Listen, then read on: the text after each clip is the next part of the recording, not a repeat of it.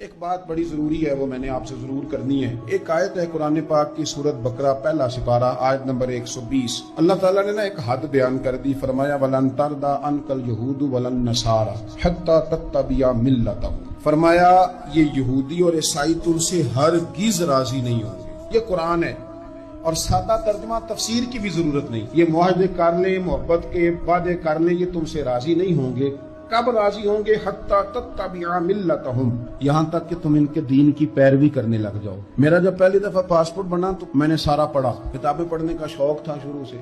اس کے ہر صفحے پہ لکھا ہے کہ سوائے اسرائیل کے، یعنی آپ پوری دنیا میں یہ سبز ہلالی پاسپورٹ لے کے جا سکتے ہیں، خبردار اسرائیل آپ یہ پاسپورٹ لے کے نہیں جا سکتے۔ یعنی اتنی نفرت کسی ملک سے کہ اس پر لکھ کے چھاپ دیا ہر صفحے پر کہ یہ پاسپورٹ سوائے اسرائیل کے ہر ملک کے لیے کارآمد ہے۔ میرا سوال ہے عرب کے ان لیڈروں سے جنہوں نے اسرائیل کے ساتھ معاہدہ کیا، مجھے بتاؤ تمہیں فلسطین کی بیٹیاں بھول گئی نا ساری کی ساری؟ تمہیں وہ ماں بھول گئی نا جو مسجد اقصی کے دروازے پہ کھڑی ہو کے چیخیں مارتی تھی اور کہتی تھی کوئی علی کو خبر کرو کہ میری بچیاں قید میں ہیں؟ بھول گئی؟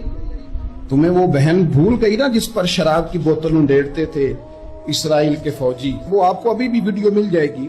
وہ انڈیلتے تھے شراب کی بوتل، اسے پکڑتے تھے، دست درازی کرتے تھے، اور وہ بیٹی کہتی تھی یا رحمت للعالمین۔ بھول گیا تمہیں وہ سارا کچھ؟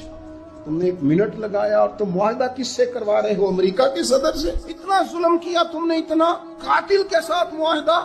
کیا سمجھتے ہو فلسطین والوں کا کوئی والی وارث نہیں؟ سنو، میرے رسول کریم صلی اللہ علیہ وسلم نے فرمایا میرا کوئی مالدار امتی دنیا سے چلا جائے، پیسے جائیدادیں چھوڑ کے جائے تو اس کی اولاد میں بانٹ دینا، لیکن اگر اس کے ذمہ قرضہ ہو تو میرے پاس آ جانا، میں اپنی امتی کا قرض ادا کروں گا۔ جس کا کوئی وارث نہیں ہوتا مدینے والا اس کا وارث ہوتا ہے، میں قرض دوں گا اپنے امتی کا۔ کیا سمجھتے ہو فلسطینی لاوارث ہے؟ صبح قیامت نبی پاک تم سے سوال کریں گے، تمہیں اللہ کے حضور حاضری دینی ہے۔ کیوں نہیں صلح کرتا اسرائیل فلسطین کے ساتھ؟ لبنان کے ساتھ دوستی کیوں نہیں کرتا؟ شام سارا کٹ گیا اسرائیل کی وجہ سے، آج تمہیں خیال آیا ان کے ساتھ معاہدہ کرنے کا؟ ہمیں سبق پڑھاتے ہو، خدا سے ڈرو۔ اور پھر اقبال کہتے ہیں مسلمانوں سے مایوس نہ ہونا، حکمرانوں سے زیادہ امیدیں بھی نہ لگانا۔ وہ جو چھوٹے چھوٹے لوگ نکلے تھے نا صحرا سے، بظاہر غریب تھے، بظاہر ان کے پاس مال نہیں تھا، وہ خالد بن ولید جیسے، وہ سعد بن ابی وقاص جیسے، بظاہر ان کے پاس زیادہ اسلحہ نہیں تھا۔ اقبال کہنے لگے مایوس نہ ہونا، یہ نہیں کہنا بن کچھ نہیں سکتا۔ فرمانے لگے رات میں نے سنا ہے فرشتے آپس میں باتیں کر رہے ہیں۔ واہ اقبال، تیرا بھی انداز کتنا نرالا ہے۔ کہنے لگے رات فرشتے آپس میں باتیں کر رہے تھے، میں نے سن لی ہیں۔ بھلا وہ کیا کہہ رہے تھے؟ یہ سارے لوگ نا خالد بن ولید، سعد بن ابی وقاص، یہ صحرا کے رہنے والے تھے، اور اس وقت کی سب سے سپر پاور روما کہلاتی، الٹ پلٹ کے رکھ دی ساری رومی سلطنت۔ تو اقبال کہنے لگے رات فرشتے آپس میں باتیں کر رہے تھے کہ سنا ہے پاکستان کے، ہندوستان کے مسلمان جوان مایوس ہو گئے۔ کہنے لگا نہ مایوس ہونا، نکل کے صحرا سے، جس نے روما کی سلطنت کو الٹ دیا تھا، نکل کے صحرا سے۔ گرمی دیکھو اس شیر کی، ولولہ دیکھو اس مرد کا جو مصور پاکستان ہے، نکل کے صحرا سے جس نے روما کی سلطنت کو الٹ دیا تھا۔ سنا ہے میں نے یہ قدسیوں سے، وہ شیر پھر ہوشیار ہوگا۔ وہ کل باتیں کر رہے تھے کہ بہت سارے ان میں سے پھر جاگ گئے اور بڑی جلدی وہ بلاک بنائیں گے۔ سنا ہے میں نے یہ قدسیوں سے کہ وہ شیر پھر ہوشیار ہوگا، وہ آئے گا میدان میں، نکلے گا، اور انشاءاللہ یہی چراغ جلے گا تو روشنی ہوگی۔ نبی پاک صلی اللہ علیہ وسلم نے فرمایا مسلمان ایک جسد واحد کی طرح، ایک جسم کی طرح، ایک حصہ تکلیف میں ہو تو دوسرا اس کی درد محسوس کرتا ہے۔ انسان کے وجود کے اندر سب سے قیمتی اس کا دماغ ہوتا ہے، اسی سے سوچتا ہے، اسی سے وہ عمل کرتا ہے، اسی سے منصوبہ بندی کرتا ہے، اسی سے وہ مومن ہوتا ہے، اسی سے معاذ اللہ کافر ہوتا ہے۔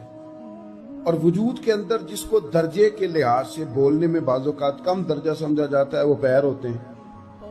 اور تو میری ٹھوکر کے بھی قابل نہیں، میں تجھے جوتے کی نوک پہ، پیر کی نوک پہ بھی نہیں سمجھتا۔ ہم یہ کہتے ہیں محاورتاً کہ تو پیروں کے قابل بھی نہیں، یعنی سب سے اعلیٰ درجہ دماغ کو دیا، دل کو دیا، اور سب سے ہلکا درجہ پاؤں کو دیا۔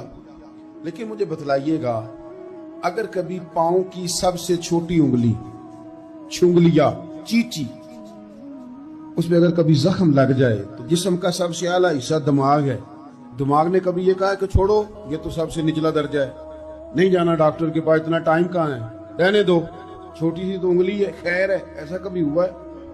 दिमाग फौरन कहता है कि बाकी काम बाद में करेंगे, पहले डॉक्टर का पता करो, इसको मरहम पट्टी कराओ, क्योंकि उसे पता है कि अगर यहां दर्द रही तो बाकी जिस्म में भी दर्द रहेगी। और ये भी पता है दिमाग को कि अगर मैंने यहां इलाज ना कराया उंगली का तो कहीं पैर भी सारा जख्मी ना हो जाए, और अगर पैर का इलाज ना कराया तो टांगे और बाकी वजूद तक भी जख्म ना आ जाए। लिहाजा दिमाग जल्दी फैसला करता है, टेस्ट कराने का, चेकअप कराने का, दवाई लेने का, मरहम पट्टी का। और मेरे भाई मुसलमान एक वजूद की तरह है। ये तो हो सकता है कुछ मुसलमान मुल्क गरीब हों और कुछ के पास तेल के कुएं हों, कुछ के पास सोने के पहाड़ हों।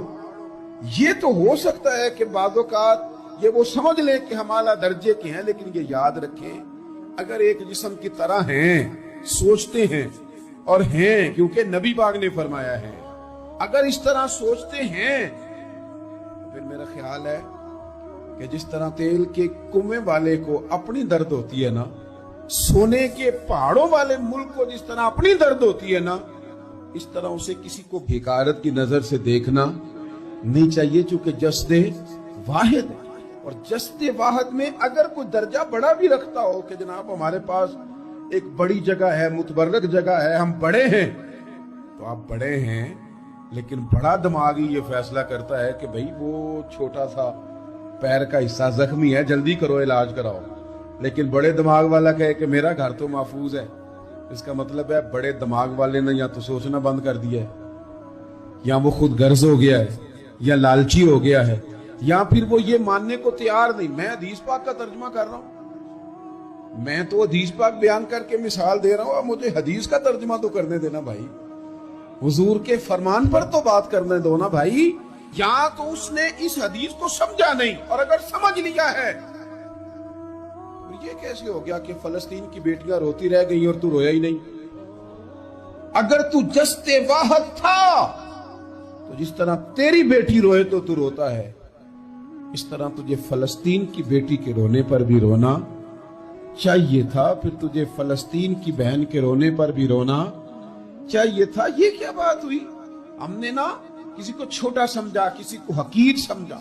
और भाई ये तेरा ख्याल है कि फलाना फलां है और फलाना फलां है। इकबाल कहते हैं अपनी मिल्लत पर कयास अक़वाम मगरिब से न कर, खास है तरकीब में कौमे रसूल हाशमी, तू नबी पाक की कौम है। बैसियत मुसलमान सोचे मुसलमान। किसी ने पूछा था हज़रत सलमान फारसी से नाम क्या है, फरमाने लगे मेरा नाम इस्लाम है।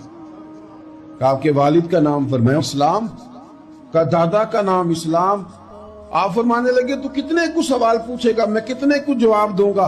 सलमान का हर चीज ही मोहम्मद मुस्तफा का दीन है, मेरा सारा कुछ मेरे नबी पाक का दीन है। शुरू भी यही है, इख्तिताम भी यही है, यही मेरा सारा कुछ है। दास्ताने हुस्न जब फैली तो लामहदूद थी, और जब सिमटी है तो आका बस तेरा नाम होके रह गई।